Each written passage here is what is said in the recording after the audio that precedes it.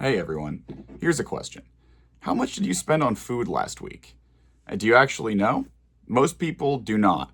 And if you are trying to eat healthy on a budget, it gets even harder. You're juggling calories, macros, grocery costs, dietary restrictions, and what is actually in your fridge all at the same time.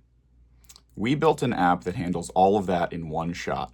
It is called the AI Meal Planner. You tell it your budget, your body stats, height, weight, etc., and what you like to eat. It gives you a full week of meals, a grocery list, and a real cost estimate, all generated by an LLM that is grounded in actual federal grocery price data. I am Finn, and over the next 10 minutes, our team is going to walk you through why this matters, how it works, and what we built. Hi, I'm ChenHao. Let me set out the problem we are solving. Right now, if you want to plan meals for the week, you have a few options. You can Google recipes one at a time and hope the costs work out. You can use a calorie tracker, but those do not care about your budget. Or you can use a budget app, but those do not care about your nutrition. Nothing connects these three things. What your body needs, what you can afford, and what you actually want to eat. And there's a data problem underneath all of this. Grocery prices change constantly. They vary by region.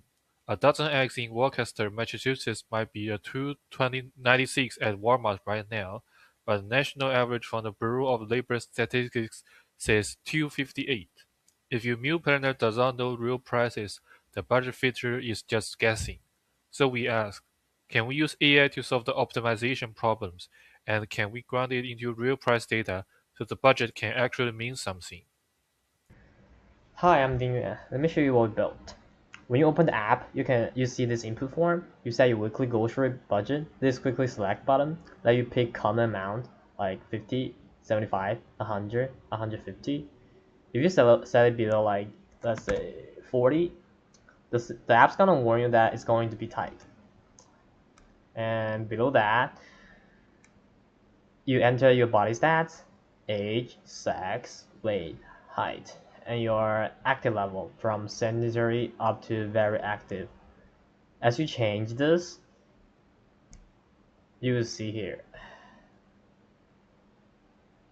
Watch this number.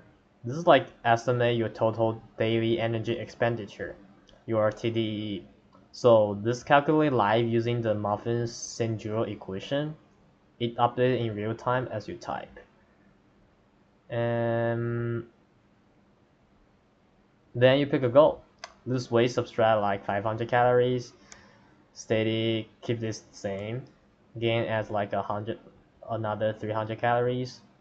You can see the calorie charger hanging right here after with the changes. So let's go maintain. Let's try to gain. And then this pill button are directly some filters for some vegetarians, vegan, gluten-free, dairy-free, nutrition-free. Like pick as many as you want.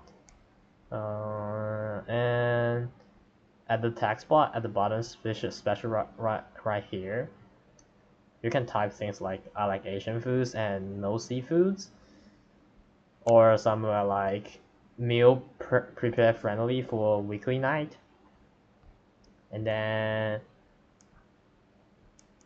we have some. So when you hit the generate button right here, all this gets sent to our API, which build a prompt for the large language model. And here's the key part. The prompt includes 136 real grocery price from the USDA and the BLS data injected right into the system message. The AI is not guessing at the cost, it is reading the price sheet. Hi, I'm JingYu. The plan just loaded. Let me walk through what you are seeing. At the top, these tabs let you switch between days, Monday through Sunday. Each day has 4 meals: breakfast, lunch, dinner, and a snack. Let me click on the dinner card to expand it. You can see the meal name, how long it takes to cook, the calorie count, and the estimated cost. Below that, the 3-ring chart shows protein, carbs, and fat as a percentage of your daily target, so you can see at a glance if a meal is protein heavy or carb heavy. If I scroll down in the cart, here is the 4-ingredient list with quantities and step-by-step cooking instructions. Now one feature I want to highlight is this swap button. See this icon on each card? If you do not like a particular meal, you can regenerate just that one meal without regenerating the entire week. So if you love your Monday breakfast but hate Monday dinner, you just swap the dinner. Everything else stays the same. The app also checks for dietary violations. If you selected vegan but the LLM accidentally included eggs in a recipe, you will see a warning flag right on the card. And it is smart enough to know that eggplant is not an egg, so it will not give you false positives. Hi, I'm YuWei. Beyond the meal card, the app gives you analytics about your plan. This weekly summary panel shows a budget progress bar, your total estimated weekly cost versus your budget. Below that, you can see average daily calories, protein, carbs, and fat compared to your target. There are also two efficiency metrics here: cost per 1,000 calories and cost per gram of protein. This helps you see if your plan is actually giving you good nutritional value for the money. And then there is this number, ingredient reuse score. This tells you what percentage of your ingredients appear in more than one meal during the week. A higher score means less food waste and a more efficient grocery run. Now, let me switch to the grocery list tab. Every ingredient from all 28 meals is aggregated here, deduplicated, and sorted by category: produce, protein, dairy, grains, pantry, and other. The quantities are summed, so instead of seeing chicken breast listed 4 times, you see it once within a total amount. Items that appear in 4 or more meals get this green stable badge, which tells you these are your bulk buy priorities. And you can check items off as you shop with this progress bar at the top. Hi, I'm Zheng. Let me explain the technology behind this. The front end is built with Next.js 14 uses the app router, TypeScript, and Tailwind CSS. The backend is 2 API routes running as serverless functions on Vercel. The core of the app is the LLM integration. We use Grok, which hosts Meta Llama 3.370B model. Grok's free tier gives us 1,000 requests per day, which is plenty for a demo. And because Grok uses an OpenAI completable API, we use the standard OpenAI SDK with the customer-based URL. If we ever want to switch to a different model, we change 2 lines of code. The key architectural decision is how we handle processing. Most meal planning apps either let the AI guess at prices, or they make separate API calls to a pricing service for every ingredient. We do neither.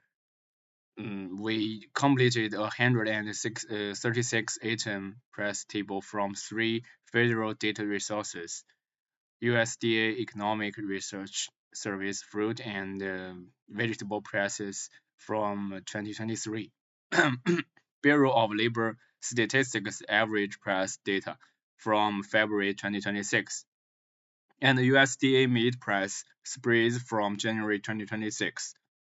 The entire table gets injected into the LLM system promote as plain text.